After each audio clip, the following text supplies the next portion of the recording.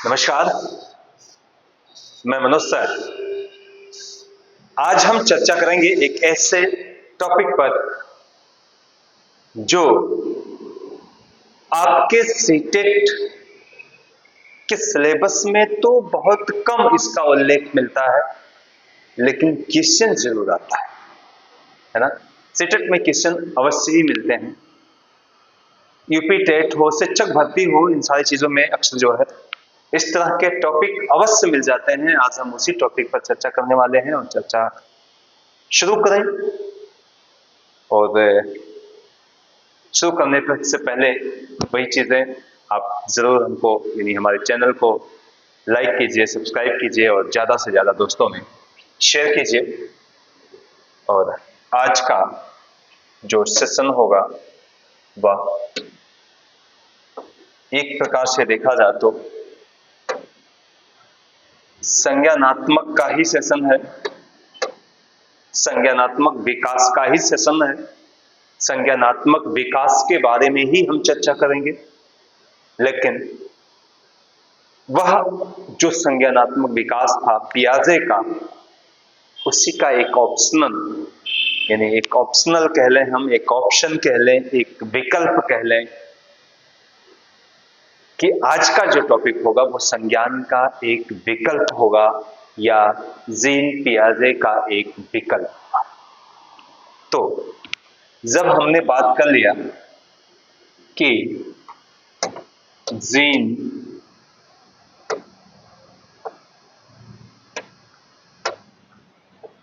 Gene पियाजे का विकल्प, ठीक है, जीन पियाजे का विकल्प यानी ऐसा टॉपिक, ऐसा सेशन जो जीन पियाजे का विकल्प के रूप में जाना जाता है। आज हम उसी पर चर्चा करने वाले हैं। वीडियो में अंत तक रहिएगा आप। लेकिन एक प्रश्न यहां पे अवश्य हम आपको देते हैं, आप बताइए कि जीन पियाजे का विकल्प किस मनोवैज्ञानिक को कहा जाता है। ठीक है, ये आपके लिए है, आप इसका उत्तर दीजिए कि जीन पियाजे का विकल्प किस मनोवैज्ञानिक को कहा जाता है, या फिर हम ये कह लें संज्ञानात्मक विकास का दूसरा विकल्प किस सिद्धांत को कहा जाता है, किस विकास को कहा जाता है। दोनों चीजें बहुत ही इंपॉर्टेंट हैं, बहुत ही महत्वपूर्ण हैं आपके लिए, आपकी परीक्षाओं की दृष्टिकोण से। और आज का ये सवाल है, आप जरूर सवाल का उत्तर दीजिएगा, कमेंट करके हमको बताइएगा कि जीन पियाजे का विकल्प किसे कहा जाता है। चलिए, आज हम चर्चा करेंगे जेरोम ब्रूनर की बात हम कर रहे हैं। जेरोम ब्रूनर का संज्ञान, ठीक है, जेरोम ब्रूनर का संज्ञान। अब देखिए, दरअसल ये अमेरिका के मनोवैज्ञानिक हैं, अमेरिका के मनोवैज्ञानिक हैं। और 1956 में 1956 में उन्होंने एक सिद्धांत दिया था जिसे संज्ञान का सिद्धांत या संज्ञानात्मक विकास का सिद्धांत कहते हैं, या दूसरे रूप में हम कह लें इसे निर्मितवाद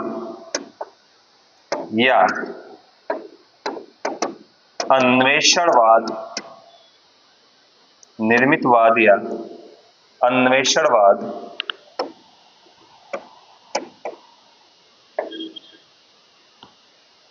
का सिद्धांत भी कहा जाता है, या इसे हम निर्मितवाद या अन्वेषणवाद का सिद्धांत कहते हैं। दूसरा एक और मिलता है संरचनात्मक मनोवैज्ञानिक के रूप में भी अगर देखा जाए तो ब्रूनर का नाम आता है। संरचनात्मक मनोवैज्ञानिक या जेरोम ब्रूनर, या निर्मितवाद का सिद्धांत या अन्वेषणवाद का सिद्धांत, या जिसे हम संज्ञान का सिद्धांत कहते हैं या संज्ञानात्मक विकास का सिद्धांत कहते हैं, वो है आपके जेरोम ब्रूनर। देखिए, जेरोम ब्रूनर अमेरिका के मनोवैज्ञानिक हैं, ठीक है। दूसरी चीज कि इन्होंने जो संज्ञान दिया था, हम थोड़ी सी तुलना कर लें। तुलना पियाजे के सिद्धांत यानी पियाजे का संज्ञान और यहां हम ब्रूनर का संज्ञान, इन दोनों चीजों पर चर्चा करेंगे, एक तुलनात्मक चर्चा करेंगे कि आखिर दोनों संज्ञान में डिफरेंट क्या है, अंतर क्या है, ठीक है। तो पहले तो आप जानिए पियाजे का जो संज्ञान है, यानी पियाजे के संज्ञानात्मक विकास को जब उन्होंने इसका वर्णन किया था तो अवस्थाओं के आधार पर किया था, ठीक है। यानी अवस्थाओं के आधार, अवस्थाओं के आधार पर, ठीक।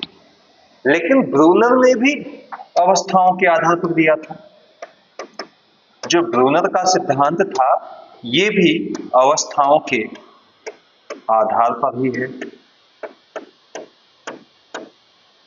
ठीक है। देखिए, दोनों चीजें साथ में देखी चलिए। पियाजे का संज्ञान भी अवस्थाओं के आधार पर है और ब्रूनर का सिद्धांत भी अवस्थाओं के आधार पर है, यानी दोनों लोगों ने जो संज्ञानात्मक विकास दिया था वो अवस्थाओं के आधार पर माना है कि व्यक्ति में जो संज्ञान का विकास होता है वो प्रायः अवस्थाओं के आधार पर होता है। अगर हम अवस्था की बात करें तो जीन पियाजे ने कुल 4 अवस्था स्वीकार की थी, है ना, कि यानी व्यक्ति में जो संज्ञानात्मक विकास होते हैं उनकी कुल 4 अवस्थाएं होती हैं, ठीक। जबकि ब्रूनर ने कुल 3 अवस्था स्वीकार की। यानी पियाजे का संज्ञान में कुल 4 अवस्थाएं होती हैं, उन 4 अवस्थाओं के आधार पर व्यक्ति में संज्ञानात्मक विकास देखा जाता है, जबकि जेरोम ब्रूनर का जो संज्ञान है उनमें कुल 3 अवस्थाएं होती हैं, उन 3 अवस्थाओं के आधार पर संज्ञान देखा जाता है या संज्ञानात्मक विकास देखे जाते हैं, ठीक। अब हम बात पियाजे के संज्ञानात्मक विकास की उन 4 अवस्थाओं में कर लें। सबसे पहले पहली अवस्था को हम क्या कहते हैं, इसे हम संवेदीय या इंद्रियगामक अवस्था कहते हैं, ठीक। यानी 0 से 2 वर्ष। दूसरी है पूर्व संक्रियात्मक अवस्था। पूर्व संक्रियात्मक अवस्था यह है 2 से 7 वर्ष। तीसरा है मूर्त संक्रियात्मक अवस्था। मूर्त संक्रियात्मक अवस्था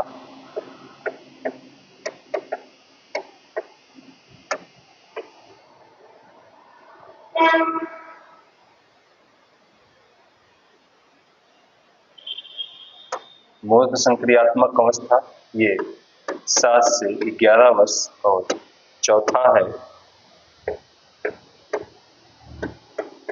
अमूर्त या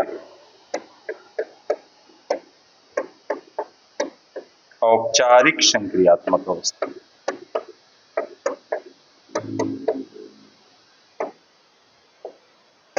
ये आपका 12 से 18। अब आप समझ रहे होंगे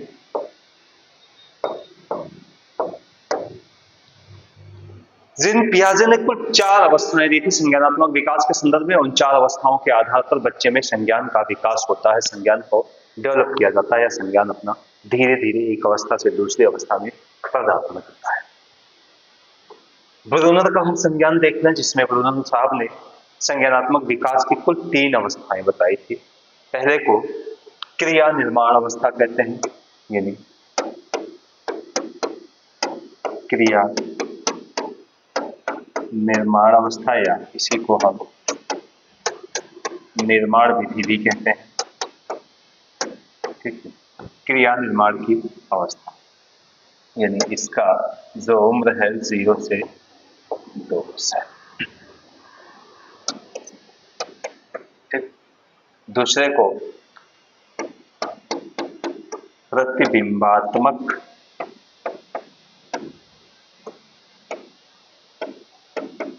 अवस्था, तीसरा है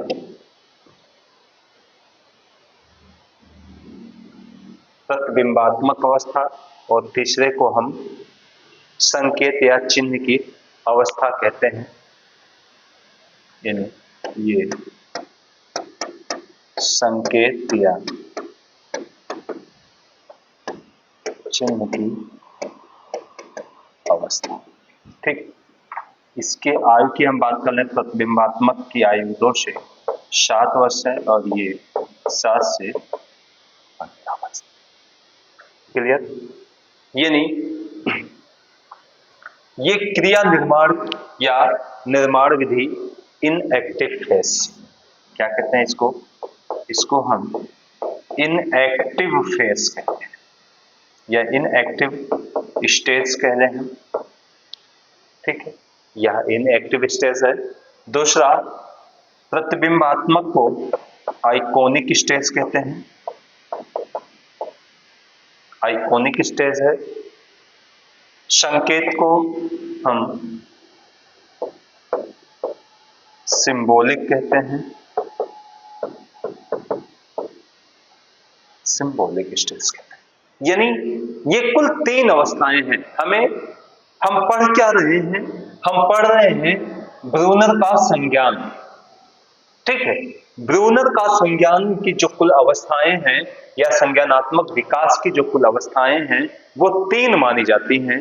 पहले को इनएक्टिव स्टेज कहते हैं, 0 से लेकर 2 वर्ष होता है। दूसरे को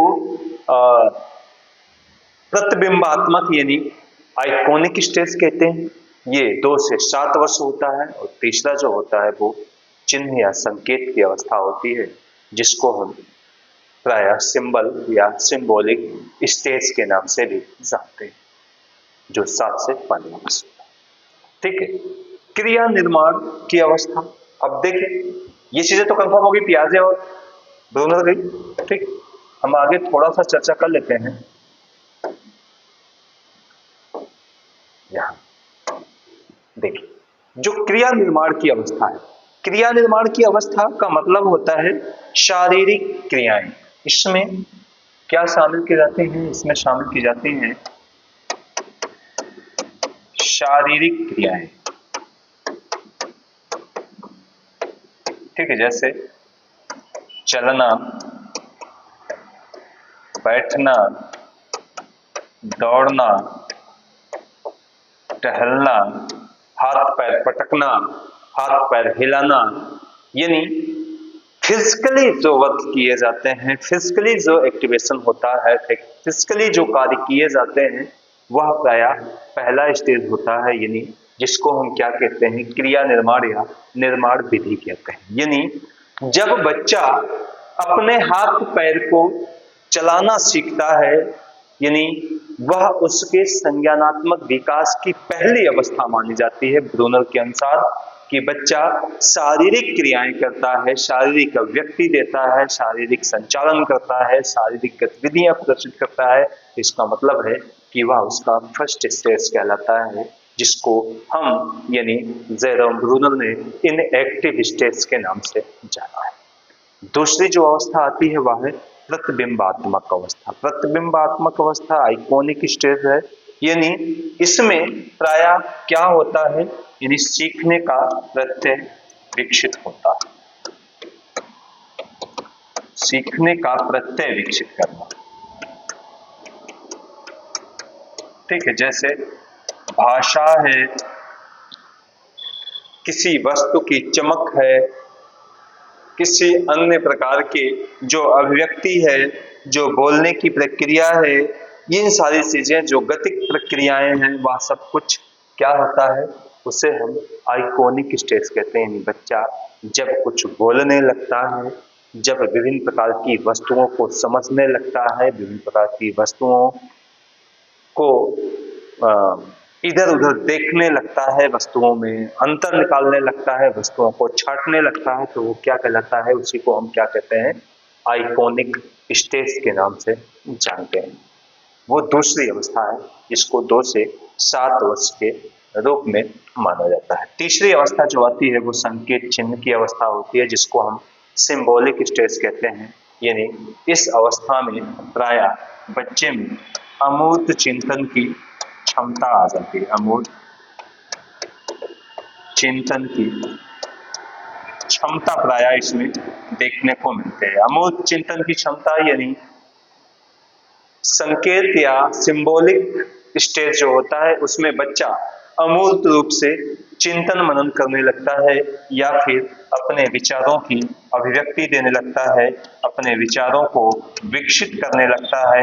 यह अवस्था प्रायः क्या कहलाती है, इस अवस्था को हम सिंबॉलिक स्टेज के नाम से जानते हैं। बच्चे में अमूर्त चिंतन की अवस्था होती है, अप्रत्यक्ष चिंतन करना शुरू कर देता है, या 2 वस्तु या हम यूं कह लें कि अप्रत्यक्ष रूप से कोई वस्तु उसके समक्ष उपस्थित रहे, अप्रत्यक्ष रूप से कोई वस्तु घटना उसके सामने पेश किया जाए और वह उसके बारे में किसी भी प्रकार का कोई विचार देना शुरू कर दे स्टूडेंट्स, तो प्रायः उसको हम क्या कहते हैं, उसको हम सिंबॉलिक स्टेज के नाम से जानते हैं।